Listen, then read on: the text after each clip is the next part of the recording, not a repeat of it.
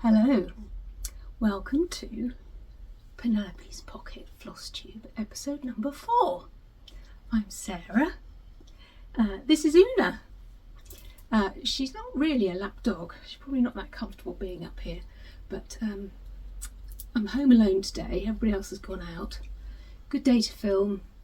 I'm going to have her in here with me. Hopefully she won't do any of that schnauzer barking, because you're on every video so far, aren't you, in the background barking away, which is what miniature schnauzers do, especially when they no longer have a standard to guide them in the correct way of dealing with the postman. Isn't that right, Una?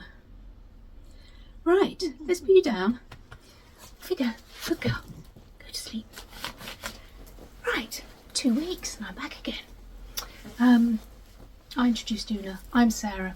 I'm Ascanius on Instagram and Penelope's Pocket on Instagram as well. It's been 2 weeks.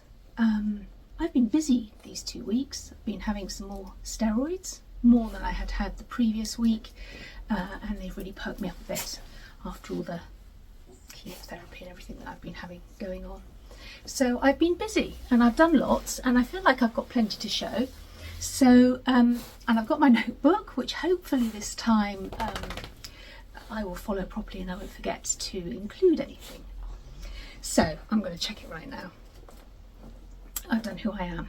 What am I wearing? Yes, I am wearing my Scout Shawl Mini by Florence Sperling, which you will have seen if you've been watching my previous episodes. I finally got round to blocking it and weaving in the few ends that I needed to weave in, which wasn't too big a job actually. And I love it. It's perfect for this weather. I've got a lot of very big woolly sheepy shawls that I wrap myself up in when it's cold, but this is super light, super soft, not very big.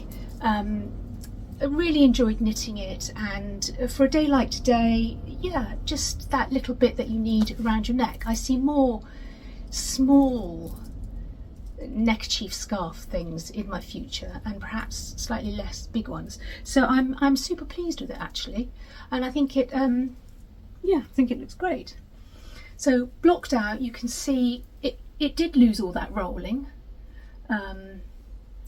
Somebody asked me what size it came out. I didn't swatch for it or anything. I just knitted it on the recommended needles, and when I washed it and blocked it, I laid it out really smoothly to try and smooth out the stitches, which actually weren't that bad anyway, and stop that rolling. And that, I didn't stretch it, I didn't use blocking wires, I just pinned it, and I think it blocked really well. So yeah, really cheap, really pleased with that, and yeah, we'll be wearing it a lot, I think. This is also falling into what I'm wearing because I made this top. This is a top that I make a lot because I repeat things when they work, and this is an assembly line pattern called the puff shirt. And as I say, I've made it a few times. I know that I can get it out of a couple of meters of fabric, so if I see a nice fabric that I like, I think, oh, that could be one of those tops. It's super easy. It doesn't have any openings, no fastenings. It has a little crossover bit here with a bit of facing, so you pop it on over your head. It does have elasticated cuffs. That's probably maybe the trickiest bit to do, but other than that, it's really simple. And I feel a real schnauzer thing going on here because I picked this fabric because it's got schnauzers on it, as well as other dogs as well. So there she is. And she probably appears elsewhere as well. There's all sorts of dogs on here. I think it was a a Japanese fabric. I'll stand up so you can see it. I'll go over here a bit. I don't know if any of you out there are sewers, but highly recommend it as a pattern. You can make it just the length you want it to be. I like the puffy sleeves on it. And as I say, a couple of meters of fabric will get you one, and relatively simple to make. So that's what I'm wearing. I'm just going to put this back on. It's a sunny day today and it's going to be warm, but it's quite cool in here at the moment because it's early-ish. I wanted to do this before the sun comes around, which, as I said before, I think affects the lighting of the filming. Yes, what am I wearing? What am I drinking? So today I have an Earl Grey tea, and I'm going to have a sip now. And this is continuing, I've put lipstick all over it, this is continuing my Schnauzer theme, because look at this mug. Oh, how fabulous is that? This was a birthday present. I said I had a birthday coming up in March, from my friend in Australia, and she sent me a few things in a box, but this one, when I opened it at the breakfast table, drew a collective gasp from the audience having breakfast with me, because it's just fantastic. And so yeah, really love that, Jane. Thank you so much. I told you I'd use it today. The minute I start speaking, my throat goes dry, so I should be sipping away on that. So that's what I'm drinking.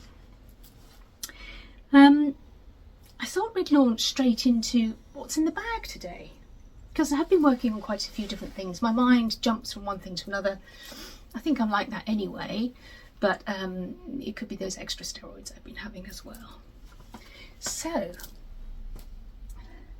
I have still my white bag next to me. This is the bag that I'm using still. Love this Dorothy bag, and let's start going through it. Okay, I have the Book of Days, always the Book of Days. I also have in here now my knitting book. This is a book that I just write down projects that I start, when I start them, when I finish them, what they are, what the pattern is. I sometimes mark off my rows. I might write down the tension square, or why I've made certain adjustments, or what I think of the pattern, what I think has worked, what has not worked. And I've got 2 or 3 of these books now that I can refer back to see what needle size I used, what particular yarn I used, write down how much things cost, anything to do with any knitting project. So that's in there at the moment as well, because my knitting project's been giving me quite a few headaches. I've had quite a lot of notes to make about that one. Okay, Jean Donaldson. She's not a finish, but I did do some work on her, and I do really love her still. She might be a finish next time, because I'm closer now. So since I showed this a couple of weeks ago, I've finished this alphabet along here. This is where I included my own mistake. So the very, very end motif here touches the border, which it shouldn't, because something went wrong. I have now completely finished the border, and I've just started working on that it's 2 rows of alphabet at the top there, just when I had a thread to finish off of one of the other colours. So that one is well underway. I do quite like to personalise them in some way, so I'll probably squeeze in my initials over one somewhere, and the year. I think there's some space here around these crowns at the bottom. I'll see where I think it'll work, but I do tend to put my own name on them as well, because it is my work too. I work I've worked for years on this one. So that's Jean Donaldson, she's still underway. So I showed the pattern in case you haven't seen the last one. It's Cross Stitch Antiques. Really clear, I think I showed the pattern last time. It's a really clear, super easy to read pattern. It's charted, I think it's charted in MPI, but I'm doing it in the DMC. So I've done a bit of work on that one.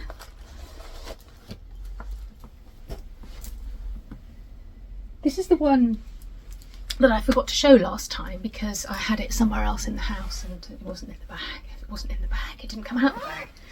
This is crowned swan drum. And it's a pattern by Mojo Stitches that was gifted to me by Nicola, number 12 Stitch Co. So kind.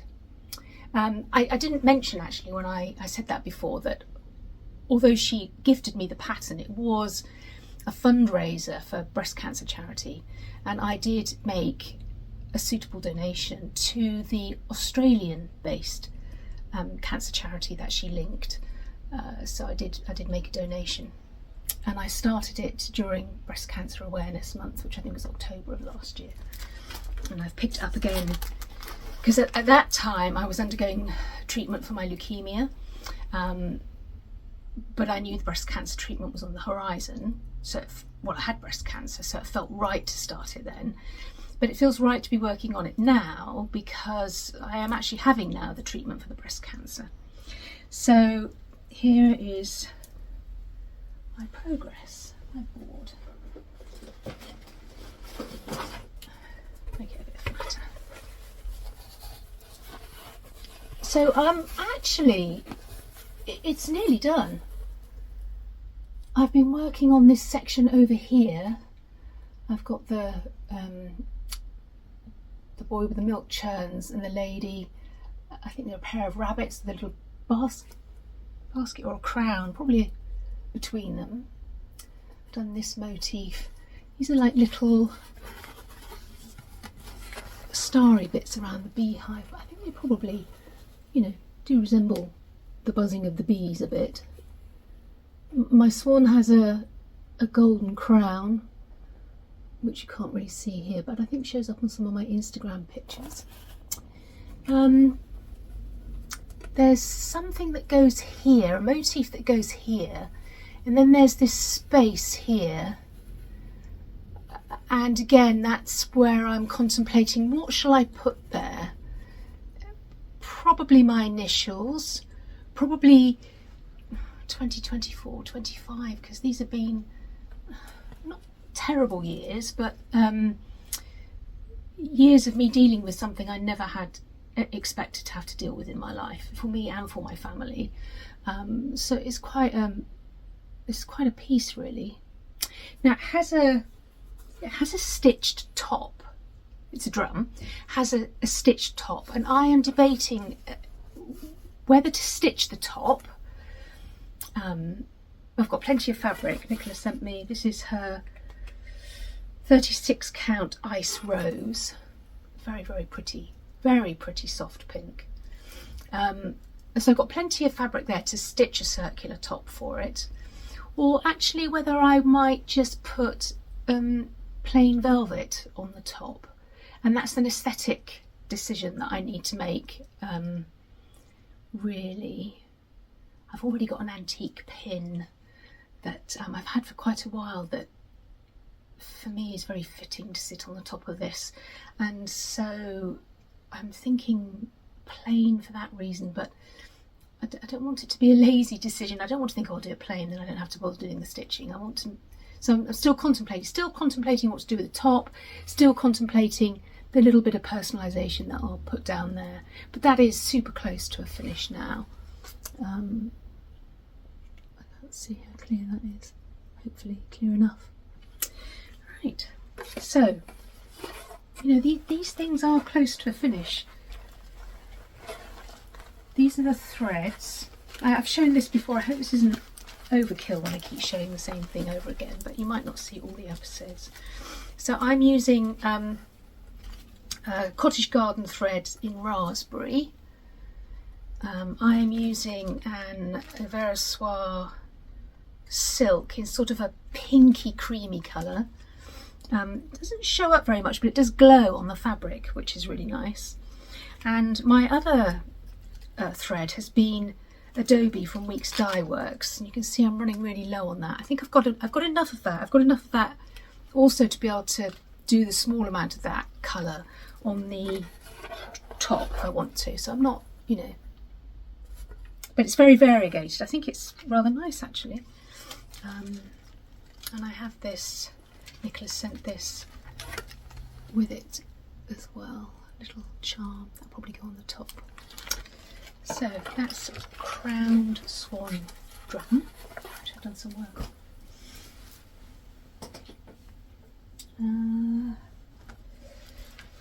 Yes, so I was super excited about this. Do you remember when I showed the charts that I bought from Market? And I had to start it. Love it. So this is Parlour Pincushion by Needlework Press. And this is my start on it.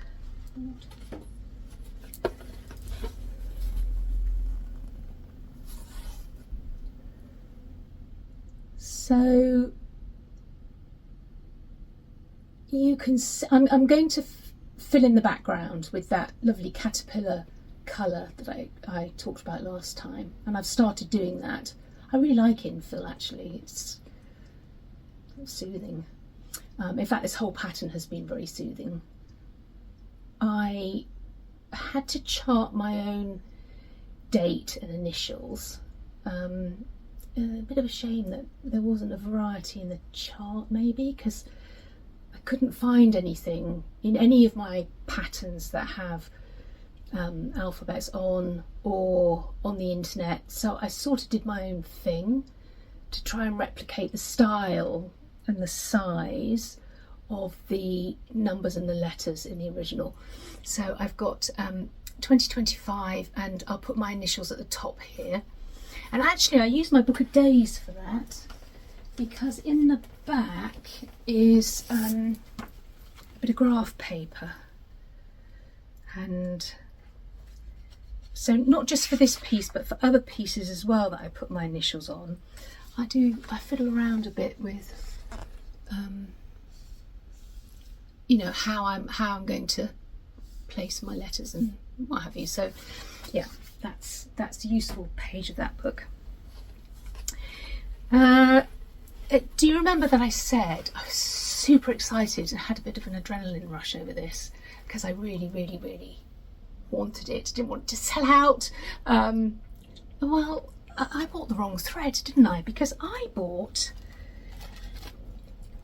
cherry tomato.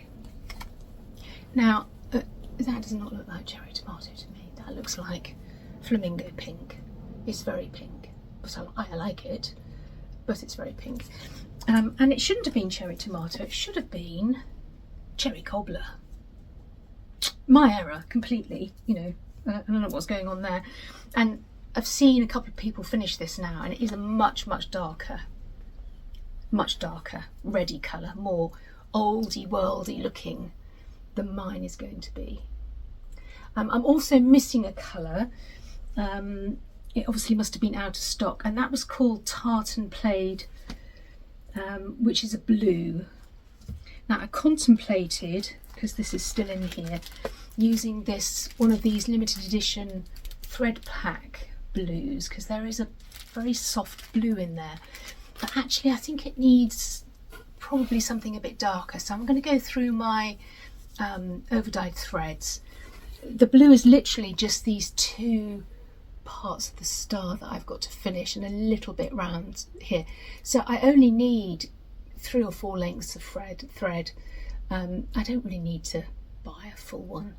I'm going to have a look through and see a blue that works. The other thing that I did last night, because I want to finish it as a circle, although the pattern shows it's stitched as a square, I don't know if you can see, I drew a pencil mark around the outside, so I know where to stitch the background up to. Now that was actually, I was going to go and get a compass. I was far too lazy to go up and find one, and I noticed that in the pattern, I don't know if I can, yeah, I can show you, were those two circles. So basically I could just lay my piece of fabric over the top of this smaller circle and I just roughly went round with a pencil to make that outline so that I know where to stitch to. And that was necessary actually, because it's not a square pattern, so that the gap here and here will be smaller than the gap here and here, because it's not 80 by 80, it's, what is it, 80 one way, 75 the other by the look of it. So it doesn't fit perfectly into a circle, but when I make it, it probably won't be a perfect circle anyway, so I think that probably is all okay. So yes, really, oh, yeah, I really love that. You can see it clearly. Been enjoying it.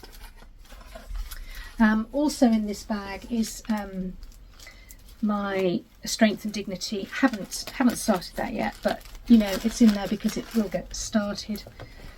And that's that bag.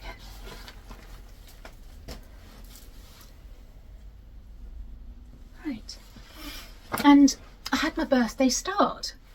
So my birthday start is Martha Pudsey by the Scarlet House.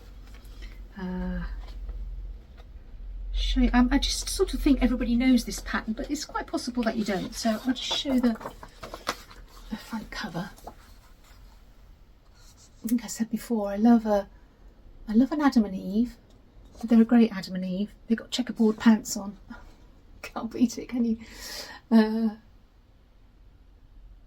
I've heard people say that the border, they look like old-fashioned fairy lights, which I like as well. It's quite an unusual border. So that's Scarlet House Martha Pudsey, and this is my start.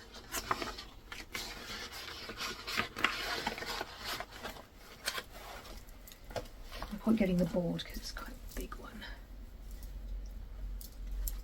So I'm stitching this on a piece of 40 count seraphim antique lace, which I've used before.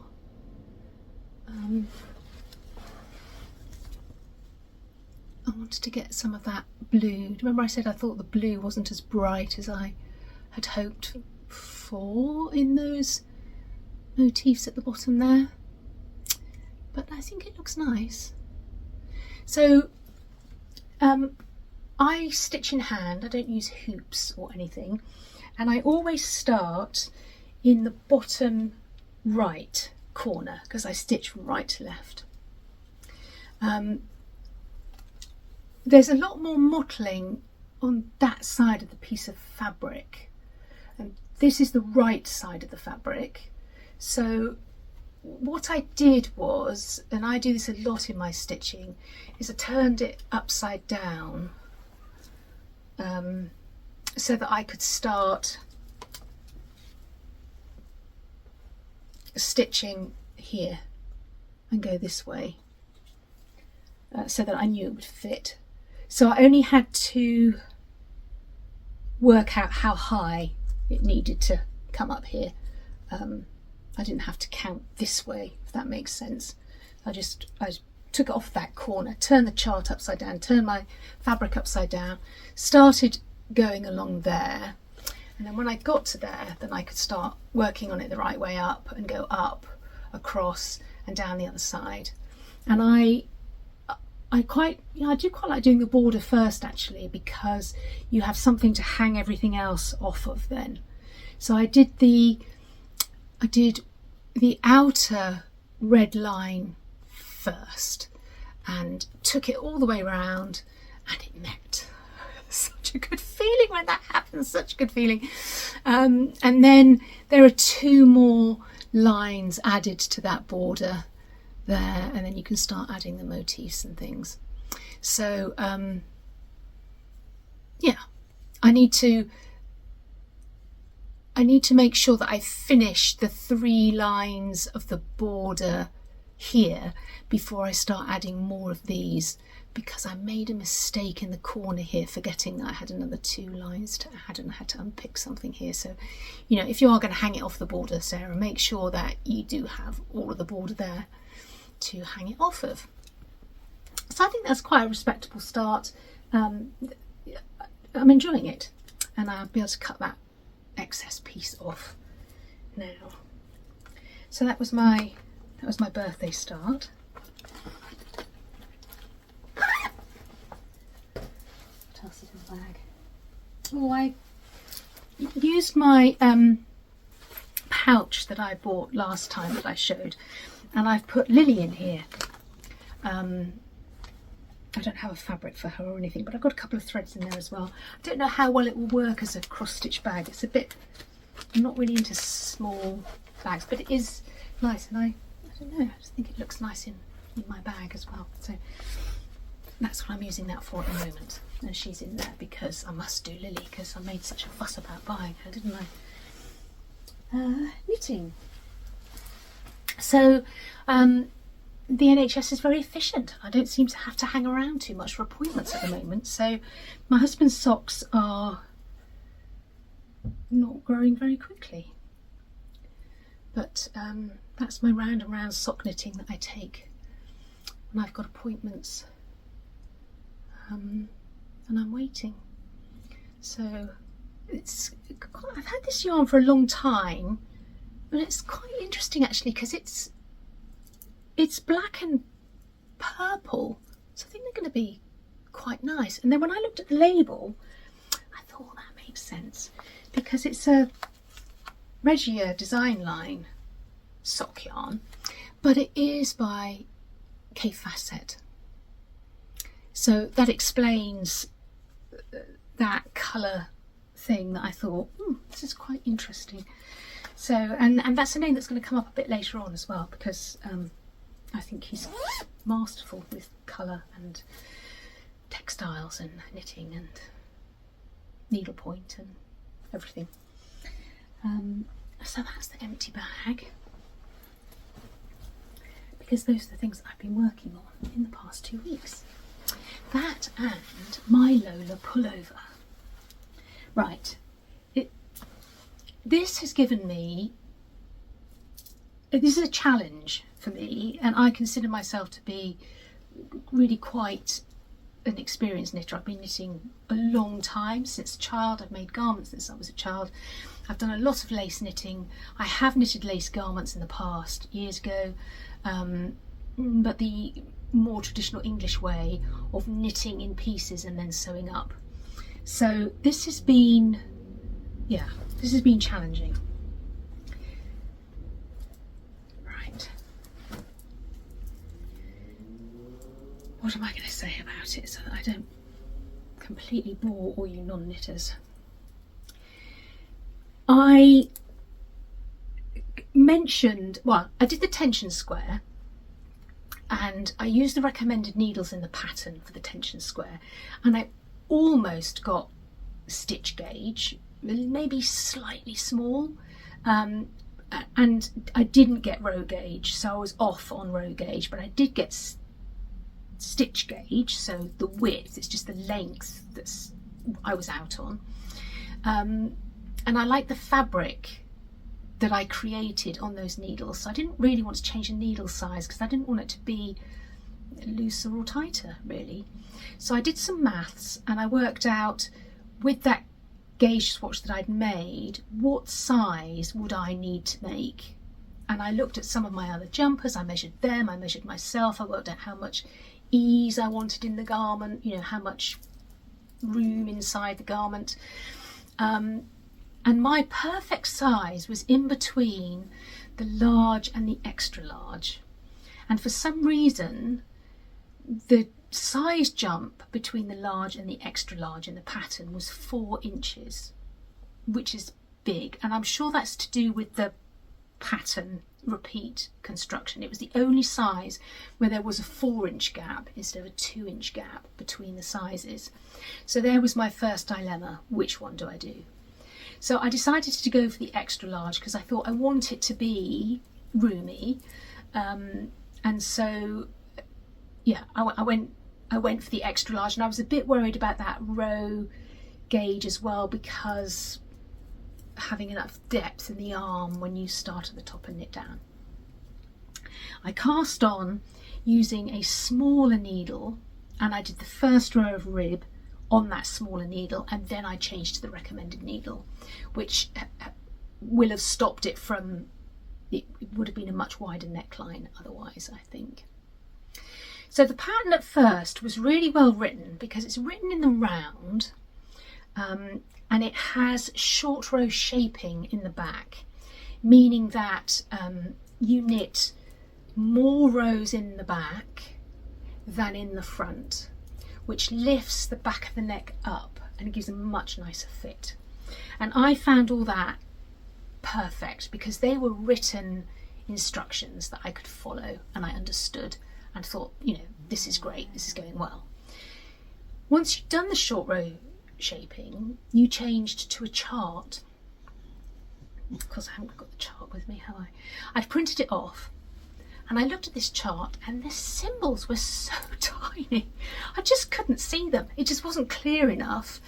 And the stitch repeat had a red box round it, which also made it quite difficult to see.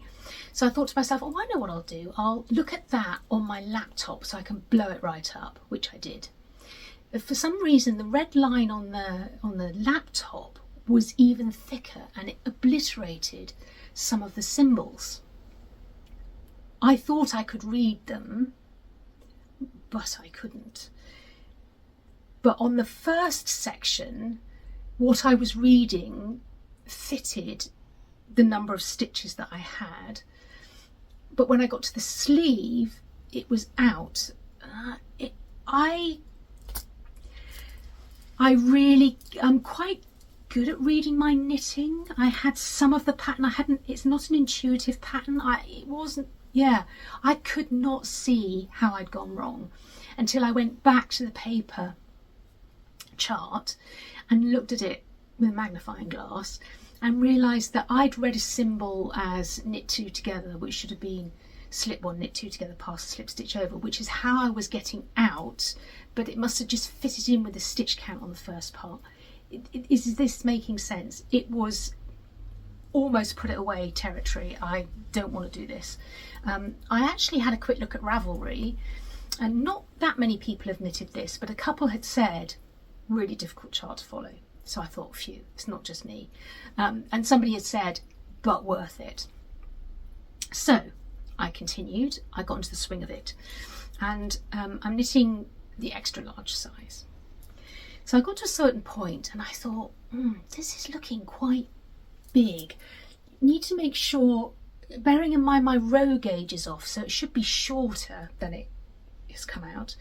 I was really worried about this space here being long enough and not cutting up my armpits and being hot and sweaty. And I looked at it and I thought, that just looks big enough, and I'd only got as far as the large size.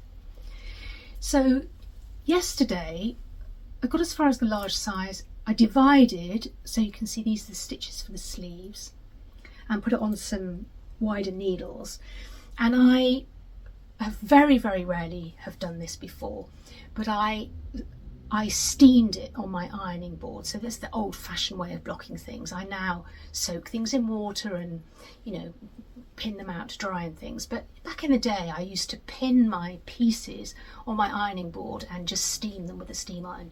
So I did that with this yesterday to open up all the lace, because obviously when you're knitting it, that it didn't look like that, and it grew a lot. And I tried it on, and I think it's for this depth here is absolutely fine. The sleeves are big, which I quite wanted actually. I said I wanted balloony sleeves, didn't I? So I'm quite keen now to I didn't do any more of it yesterday because I wanted you to be able to see it's on 2 needles now so that I could actually try it on. So now I'm knitting straight down, and I noticed that there's some short row shaping in the back as well, so the back will be very slightly longer than the front. So all those details are nice details actually. It didn't feel that hot when I tried it on either, because although it's the mohair, which is a very warm yarn, it's very holey. So I think it is going to be, it's going to be a good thing. But it has given me a lot of headaches, and I could not say I recommend this pattern because it's been a challenge for me. It's been a challenge. So that's the knitting that I've done since I last filmed. And I think I've said before, I don't like to put them down because, especially this one, if that pattern goes out of your head or you lose your place, I don't know how you get back to it. It's not an easy thing to put down and pick up knitting, because you have to, I've got all these thoughts in my mind as to how long I'm going to make it and how it's all going to work. So I've worked quite a bit on that. Some of my tea. Right. What's next? Okay. I thought I'd talk a bit about boxes. It all leads somewhere. It's a thought process. I love a box.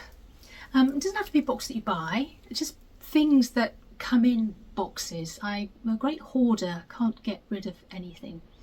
So I thought I'd show you some of my old boxes and what I use them for. Some of my oldest ones, and they're looking a bit tatty now because they really are old, are Fortnum & Mason egg boxes. Back in the day when my husband used to work in the West End, I used to get Fortnum & Mason white chocolate egg. Got a couple of boxes. Sell by date on this one is best before 25th of April 1994. So I've had these boxes for a long time, and I have always kept my sewing bits in them. So I've got some English paper piecing doodahs, some pins, threads, bits of paper, tape measure, dog chewed. I don't even think that was Hermione. I think that might have been Agnes, our first dog. Dog chewed. Would have been cross at the time, but now it brings a smile to my face. Bits of elastic. So that's that one. I've got 2 of these. They've been my main sewing boxes actually for years. What's this one? No sell by date on this one, but it's probably a similar year. Also threads and waxed thread and bits and pieces. So these sit on the shelf over there. Other boxes. Who can resist a Charbon Allen Walker heart-shaped box? A friend gave me these years ago. And in here I keep my blocking pins for blocking wires when I'm doing my knitting. How could you throw away a box as beautiful as that? That gets used. Makeup boxes as well. This is a really old Eve Lom cleanser pot. They don't even come in this style anymore. I used it years and years ago. Again, couldn't get rid of it. This, I always put little charms and things in with the bags when I send them out, and I keep the charms in there for that, so that's part of my Penelope's pocket packaging. So I'll show you my button box. This might have a sell by date on it as well. My mum went to Buckingham Palace when it first opened to the public and bought me this box of biscuits, whatever it was, bitter mints. Best before January 96. Yeah, so also quite old. That's how old the elastic band's just broken on it. So this is my button box. I haven't looked at it for years. These are the things that, you know, when you buy a garment and they come with spare buttons, or you know, I used to make a lot of my own clothes, so I mean there are sets of buttons in there as well. So that's my button box in a really lovely old, it's old stuff now as well, isn't it? Old box. Oh, and this is the box that I use for my orts, you call them, don't you? The threads that you take off. What would have been in there? Renewing Rose Bath and Shower Oil. I thought it was a really pretty box, Aromatherapy Associates. And it's magnetic. Now, believe it or not, that's all of my cross-stitching orts. Doesn't seem that much. I'm very, very frugal with my threads. I use every last bit. I'm quite often found trying to rethread the needle when the needle's halfway through the linen, just to use every last bit. And I know that those ones at the bottom there are from projects that I did, you know, back in 2020, 2019, I suppose. So that's where I put those. But when we went to Bruges for a break last June, we went to the lace museum there, which was really, really lovely. Perhaps not quite so much my husband, but I did really enjoy going to that lace museum. And they had a shop, and I bought some things there. And this is why I'm talking boxes, because you'll recognise this box. So I actually bought a box, and they had all sorts of Sajou things there, all sorts of really lovely things for making lace, I suppose, but threads and what have you. And so I saw this box, I mean, I love it, and I bought it, and I filled it. So it's got came in different sizes. This seemed a good size to me. So in the top here I have I've got a pair of Dovo scissors there. That's a little well, you can see these tiny things. I've got some thread waxes in there, which are acorns, still into the acorns, in that little tin.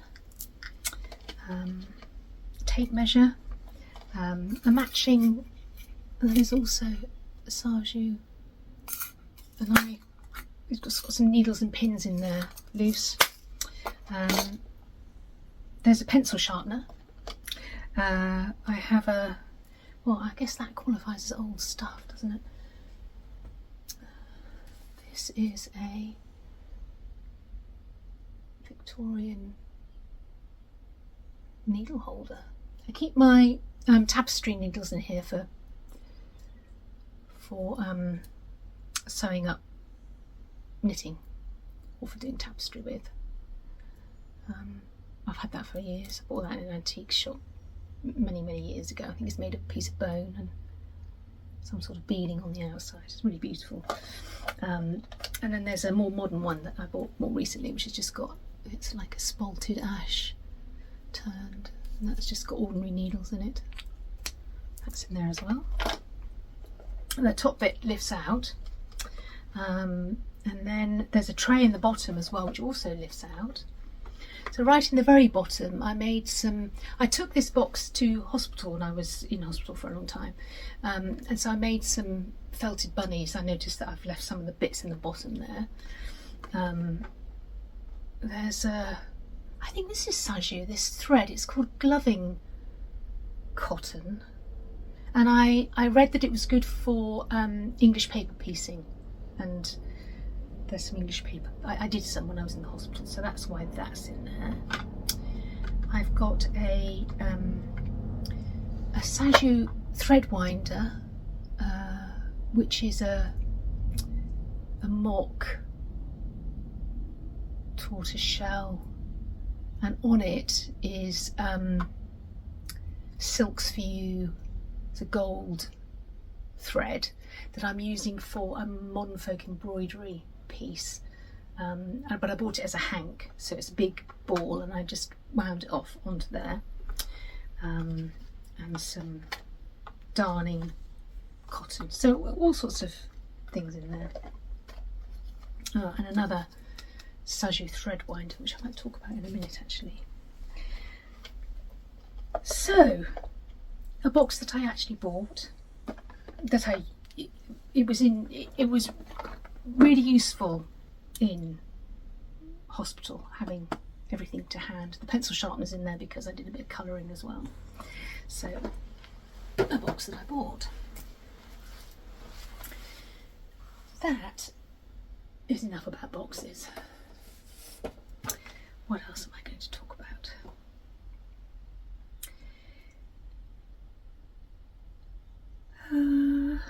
What have I been buying? Well, I haven't actually been buying anything because I had a birthday, so I've been given some things.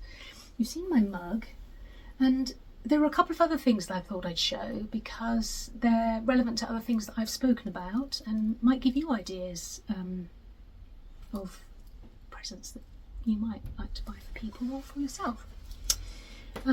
So first up, a friend of mine bought me these gem bracelets. This one here is supposed to be for healing cancer patients, this one for business success, and she had a little acorn put on that one. Shows me she's been watching me. So that they were very thoughtful, appreciated gifts. My daughters, this is a spooky story. They think this is a spooky story. I think it's weird too. Both bought me something from the same company on the same day because of, I don't know if they saw it on Instagram or what it was, and they thought, well, that's very mummy. So I have, from one of my daughters, I have a felted sheep. How cute is that? No, she does stand up. She's got a tail that means that she can stand. So that was from one of them. And then later on the same day when I saw the other one, she bought me a felted mouse. And they were like, we do not understand how this happened. Obviously they didn't buy me the same thing, but they both obviously were targeted by some sort of algorithm advert that worked for them. So yeah, there he is. Look, he's great, isn't he? Well, they're both great. So they came. I haven't looked at the company or anything. They're their gifts to me. I don't want to know where they came from, how much they cost, or what others are available. That's their thing. But I will show you because they came in this little house box, which is just great. You open it up, and there was the mouse in the house. And on the back it does say, I mean, you may well know this company, it does say where they're from. But what are the chances of that? Really, I think they couldn't believe it. But they look great together. So that was another great present. Another really thoughtful present from a friend who watches me was a book, and it's Nurse Lugton's Golden Thimble by Virginia Woolf and illustrated by Duncan Grant. So again, somebody that's been watching me knows that I'm interested in the Charleston, the Bloomsbury group, and yeah, was a really thoughtful gift. It's a child's book. It was published the year that I was born, and it's about it's very short. It's about a nurse who is embroidering animals on curtains. Oh, there's a note from that. For her employer's bedroom, I think. And when she falls asleep, the animals come to life on the fabric, and then when she wakes up and goes back to stitching them, they're still. Yeah. So there's a lot, you know. It ticks a lot of boxes, this little book, actually, and was a really sweet, thoughtful gift. So that was another present. Okay, that's done that.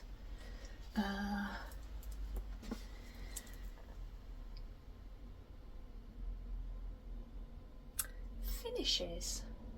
Yes. So I finished Paisley. Not fully finished, don't get excited, but I finished the stitching. So I just couldn't have her looking at me any longer out of that bag, just with those few stitches that needed doing. So she is now done. There she is. Fully stitched, right up to the shoulders. Not going to get that sparkle on the crown there, but it is there.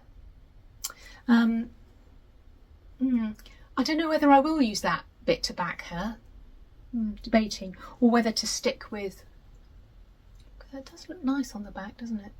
And I've even gone as far as getting out some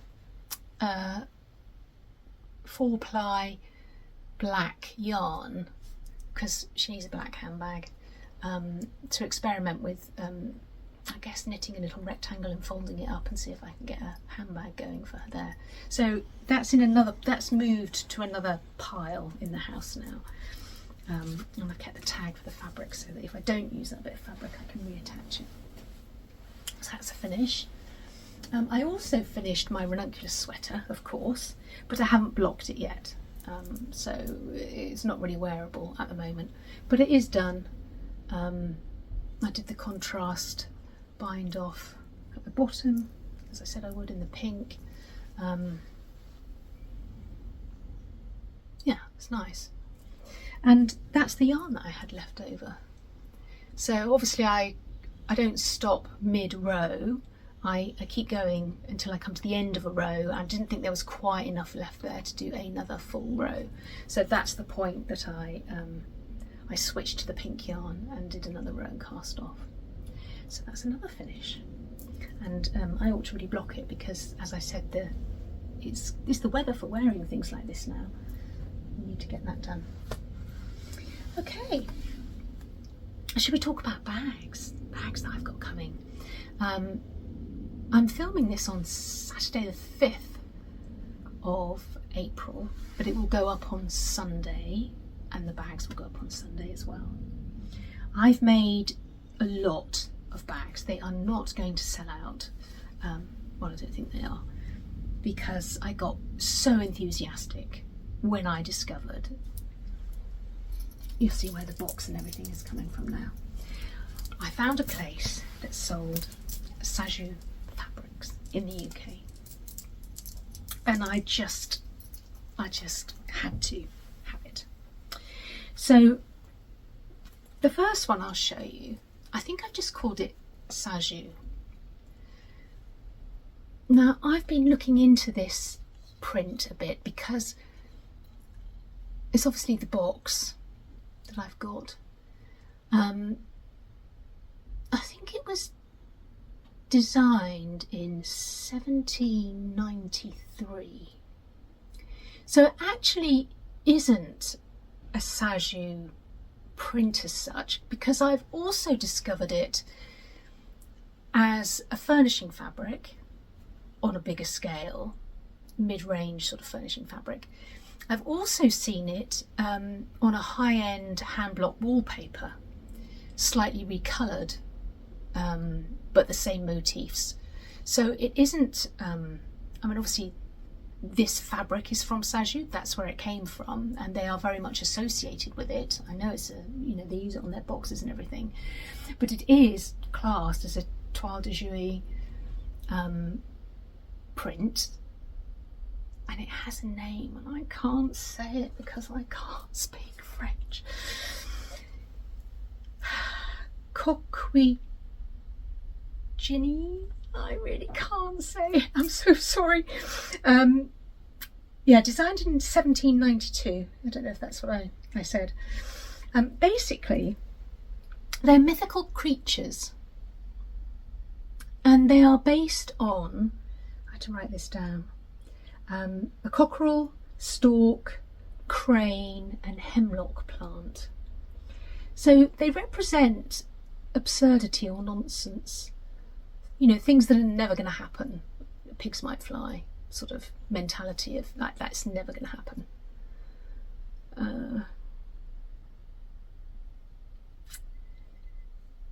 And I also found out actually that this word that I can't say, sorry, I can't say it, if you're a Harry Potter fan, Sirius Black bought Ron, or gave Ron, a mischievous owl.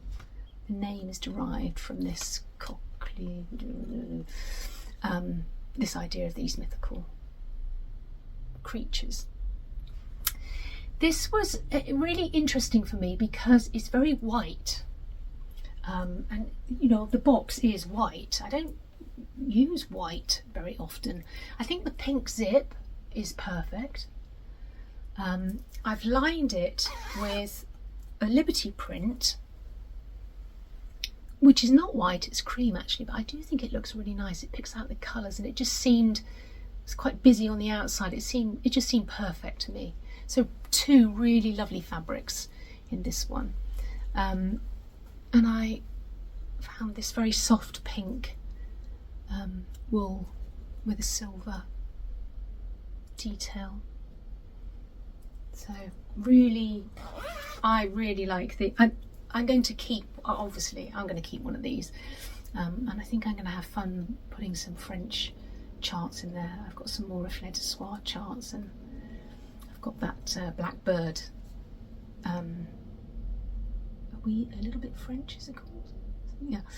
So I might have fun putting some French charts in there. Super happy with those. So they'll be on the website. And there was another design as well, which I also really love, but I mustn't keep 2. I haven't researched this print. They are pansies, basically. Really beautiful pansies. I've done the same lining, Sajou fabric again. The same Liberty lining, which I think looks really nice. Very happy with these. And I've made a lot, and I've even got a little bit more fabric left over. So they, I'd like people to be able to go to the website and be able to buy something if they want to, because things have been selling out really quickly. And that's disappointing sometimes, isn't it, when you look and think, oh, they've all gone. These are not going to all go. Well, not yet. But once they have gone, then that will be it, because there is only, it's just me. I just make these things, and I don't get bored, but I want to move on to something else. I don't really want to make hundreds and hundreds and hundreds of all exactly the same. So there will be a limited number, but there we go. That's that one. So pretty. And the thread keeps, obviously. And that's a cotton tassel, cream cotton tassel on that one. So the pansy makes for a cute one, doesn't it? They'd all be the same, because that's the pansy that sort of stands out the most in the print when you make a thread keep out of it. So it's pretty much all like that. But of course, with the other one, there's a multitude of things that you can use. I've just got a couple here that I've made. I've made one with one of the mythical creatures, and I've made one with one of the flowers. I mean, they'll obviously all be really lovely if you particularly wanted a creature or a flower, you can always email me, sarah@penelope'spocket.co.uk, and I'll make you one to your preference. But basically, they will all match the bags because it's the fabric that I use for the bags. Right, and the other thing that I've been really working on and loving has been chopping up my latest Cantha quilt, and I have a whole load of Isabel bags to show you. I had such fun making these,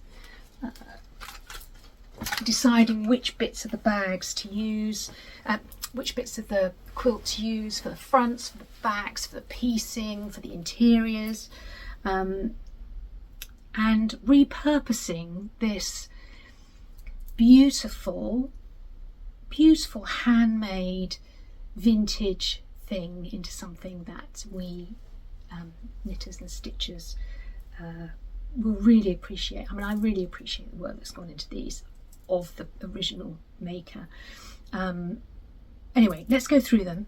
I thought you might like to see that out of the quilt,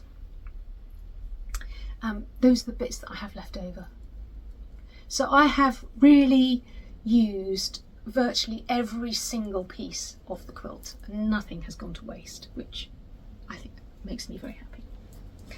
So just like before, they're numbered to make life easy for me, for you. Hopefully you can see the numbers clearly on the website, and we'll just quickly go through them. So this one is number 3. Now this one has, this looks like this has been pieced by the actual quilter. I haven't pieced that. It's got some stitching in a different colour going down here. That is not my piecing, that is how it was on the quilt. So it's like that on the front, or the back, and it's like this on the back, and inside it has this really, really beautiful subtle lining, which is like a milky chocolatey colour, honesty seed heads, and I keep seeing a little tiny blush of pink, which ties in with the pink here when I'm working on them, and I don't know, you can be able to see 2 dots of gold on each one. So there's a slight, very subtle slight dot of gold on each one. I really love that lining. So that one there is number 3.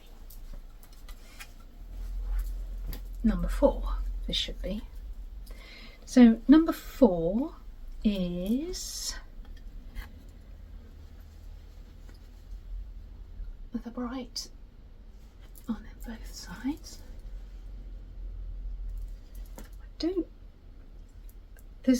They are vintage, and there are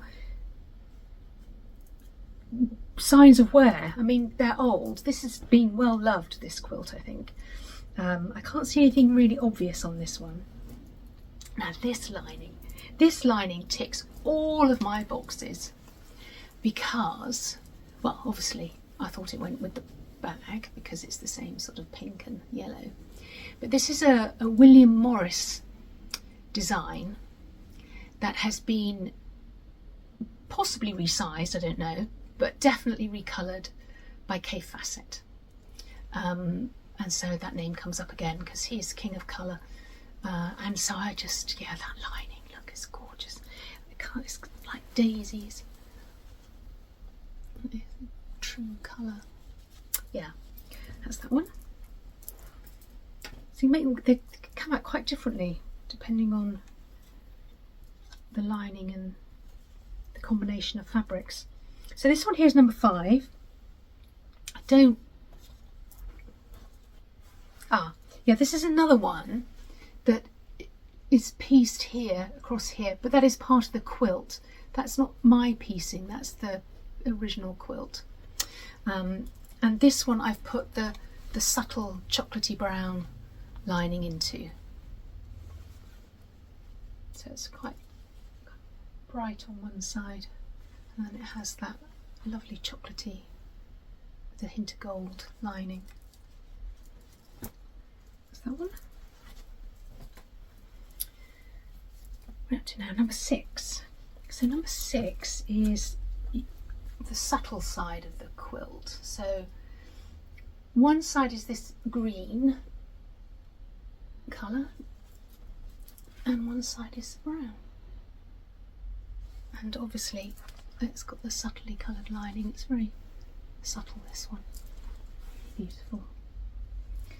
I will make sure that I say on the website if I've spotted any real, I mean I can see on that one there it is, well it's what they're worn, they're old fabrics, you know, all that hand stitching, I mean the workmanship, I really have enjoyed working with these. You can see I've changed the colour of the drawstrings on these ones as well because I liked this colour with that.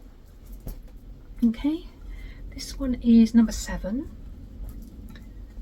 So this one has been pieced by me, so it's mainly the bright front and back, but I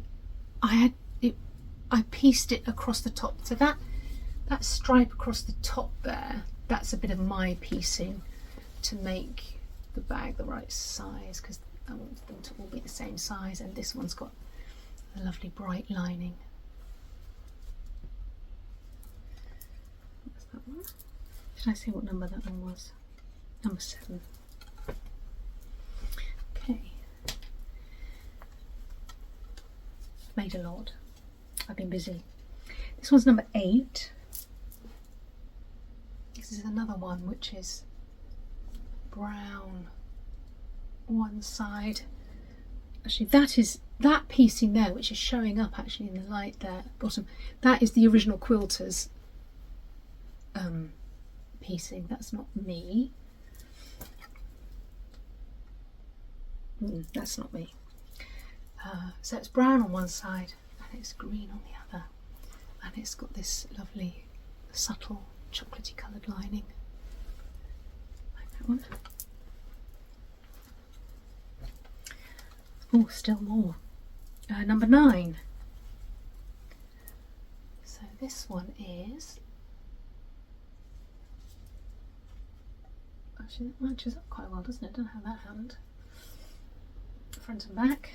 Now one of these is, yeah, this one I pieced at the bottom, so it's got a bit of the, that is me piecing here, a bit of the other side just on the base, and it's got the bright lining.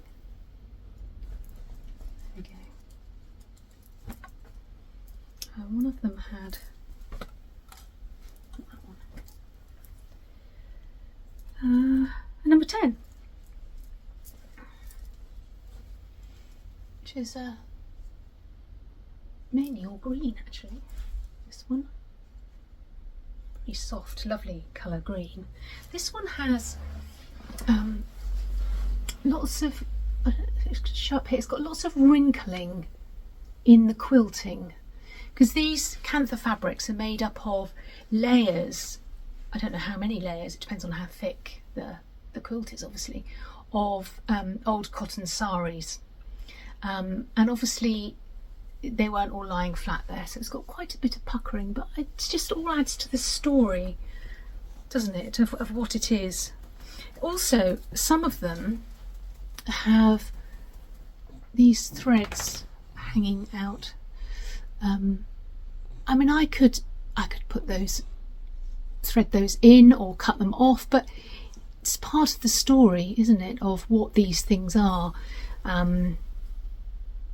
They're layers of old fabrics. They've all been laundered and everything before I use them. Oh look, I've pieced that one as well. Have I pieced that? Yes, that's me for sure. So it's got a little bit of brightness on the bottom there. Okay, so what you use them for could be anything, couldn't it, really? Because you can just fold it over actually and have, I don't know, patchwork pieces in there.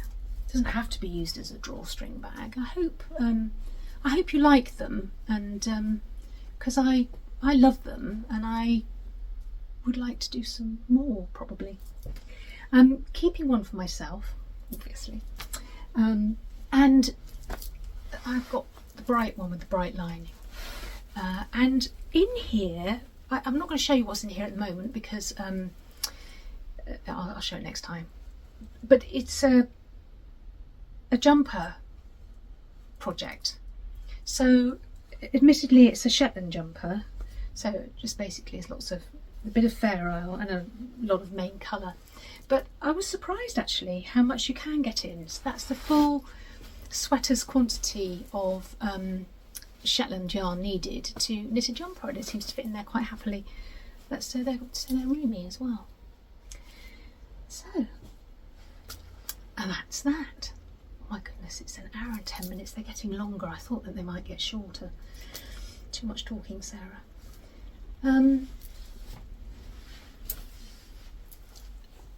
I wanted to say, what else did I want to say?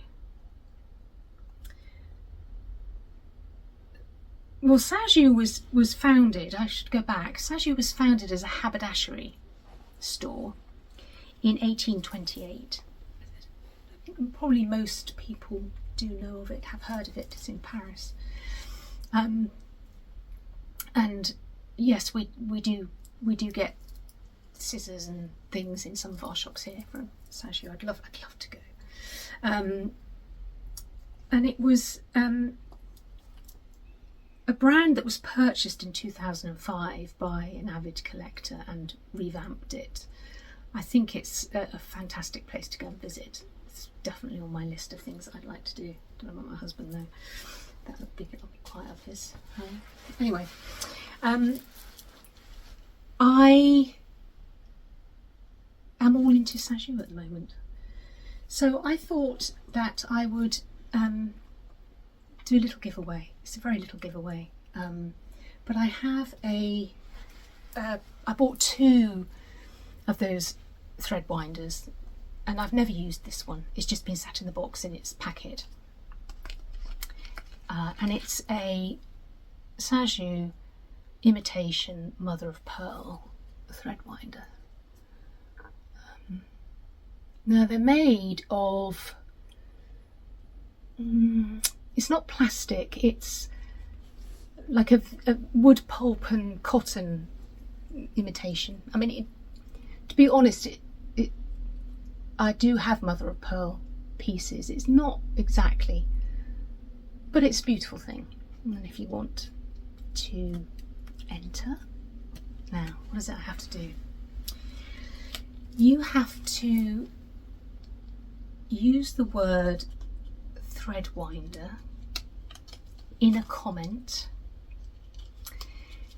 You need to be subscribed. I've never done this before. You need to be over 18 because I'll have to have your address so that I can post it out to you. But if you would like to have this Sajou mother of pearl thread winder, actually, sorry, a minute. No, coming in. And you leave a comment that says thread winder, I will figure out, my technical ability is not great, I will figure out how to do a random comment generator thingy, and be very, very happy to send it to you. And you can share my love of all things Sajou at the moment. So that's that. Really, really quick previous finishes. I've got my spring things out. I showed you Artist Spring last time. So this time,